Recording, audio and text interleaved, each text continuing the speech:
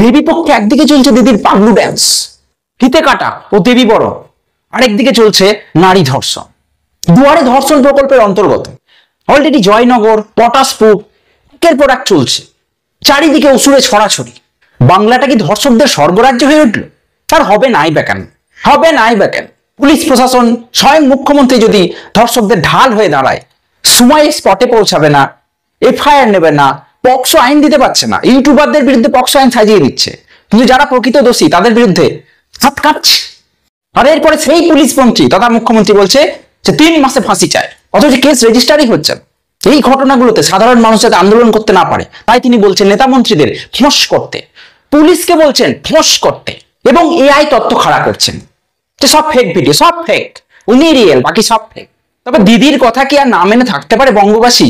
তাই ওনার কথাটা খুব সিরিয়াসলি নিয়ে জয়নগরবাসী, পটাশপুরবাসী অলরেডি ফোঁস কামড়ে দিয়েছে। এতদিন জয়নগরের মুয়া খেয়েছেন, এবার সেখানে গিয়ে এমপি, এমএলএ, পুলিশ সব জুতো ঝাঁটা পেটা খেয়েছে, মার মার মার গ্রাম ছাড়া করে ছেড়েছে, পটাশপুর পিটিয়ে দিয়েছে। অনেকে বলছে আইন নিজের হাতে নেওয়াটা কিন্তু ঠিক হয়নি।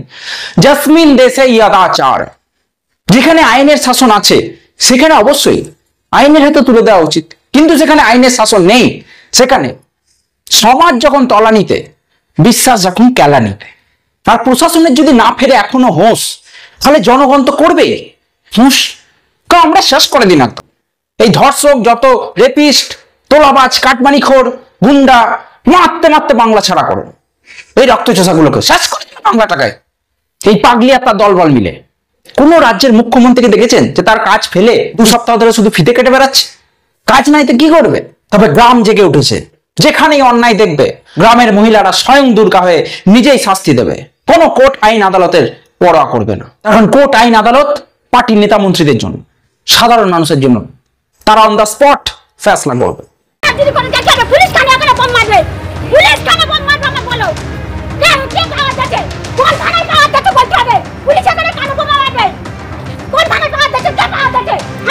সামনে সামনে আনো না, কোনো কথা হবে না, কোনো কথা হবে না।